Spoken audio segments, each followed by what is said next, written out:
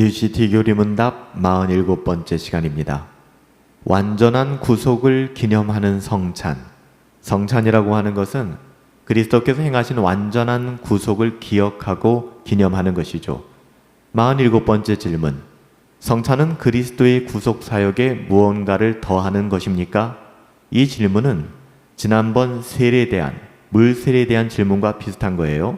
물 세례 자체가 구원의 효험이 있는가, 구원의 근거가 되는가를 물어보는 것이고요. 성만찬, 주의 식탁이 그리스도의 구속 사역에 무엇인가를 더하는 것인가, 그리스도의 십자가 이외에 성찬이 반드시 필요한 것인가를 묻고 있는 것입니다. 그렇지 않죠? 그리스도는 단번에 죽으셨습니다. 성찬은 그리스도의 구속 사역을 기억하고 기념하는 언약의 식사입니다. 또한 그분을 바라보며 우리의 믿음을 강하게 하는 수단이며 앞으로 장차 열리게 될 잔치를 맛보는 것입니다. 그러나 회개하지 않은 마음으로 참여하는 자는 자신에게 임할 심판을 먹고 마시는 것입니다. 이렇게 답하고 있어요. 성찬은 구속에 무엇인가를 더하지 않는다는 것이죠. 성찬은 그리스도의 구속 사역에 무언가를 더하지 않습니다. 예수님께서는 제자들에게 떡을 떼어주시며 말씀하셨습니다. 너희가 이를 행하여 나를 기억하라, 나를 기념하라. 다시 말하면 성찬 그 자체가 중요한 것이 아니라 성찬이 담고 있는 의미가 중요한 것입니다. 너희는 성찬을 행하여, 이를 행하여 나를 기억하라. 성찬은 과거의 십자가의 사건을 기억하는 자리입니다.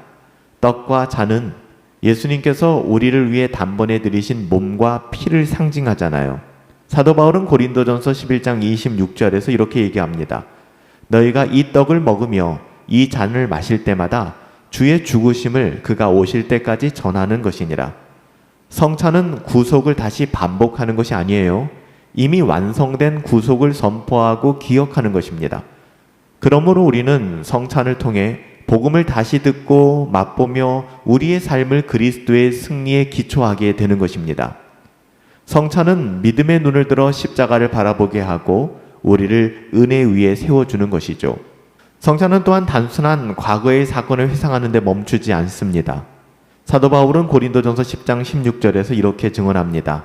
우리가 축복하는 바 축복의 잔은 그리스도의 피에 참여함이 아니며 우리가 떼는 떡은 그리스도의 몸에 참여함이 아니냐. 다시 말하면 이 축복의 잔은 그리스도의 피에 참여하는 것이고 우리가 떼는 떡은 그리스도의 몸에 참여하는 것이다. 그리스도와 연합되는 것이다. 이 의미를 이야기하는 것이죠. 여기서 참여한다 라는 단어는 교제한다, 친교한다. 우리가 그 안에 머물게 된다라는 것을 의미해요. 성찬은 현재의 순간에 우리가 그리스도와 실제로 교제하는 것입니다. 영적 임재하심을 경험하게 되는 거예요. 떡과 포도주가 물리적으로 변하지는 않지만 성령께서 믿음으로 우리에게 그리스도를 드러내시고 그분의 은혜를 실제로 맛보게 해주시는 거예요. 예수님께서 이렇게 말씀하셨습니다. 나는 생명의 떡이니 내게 오는 자는 결코 줄이지 아니할 터이요 나를 믿는 자는 영원히 목마르지 아니하리라. 요한복음 6장 35절 말씀이죠. 성찬은 이처럼 영혼의 배고픔과 목마름을 채워주는 자리입니다. 우리가 믿음으로 성찬에 참여할 때 그리스도께서는 지금 여기서 우리를 만나주시고 지금 그 자리에서 우리 가운데 임재하여 주시는 거예요. 그래서 우리가 성찬을 통해서 그리스도의 영적 임재를 경험하게 되는 것이죠. 우리의 믿음을 강하게 붙잡아 주시고 서로 하나 되게 하시며 교회가 교회되게 하시는 거예요. 우리를 하나님의 뜻대로 하나님의 말씀을 따라 순종할 수 있는 순종의 길로 이끌어 주시는 것입니다. 이것이 언제 가능한가? 성찬을 통하여 가능케 되는 거예요. 우리가 성찬을 먹고 마시며 성찬에 참여함으로 말미암아 이런 것들을 경험하게 하는 것이죠.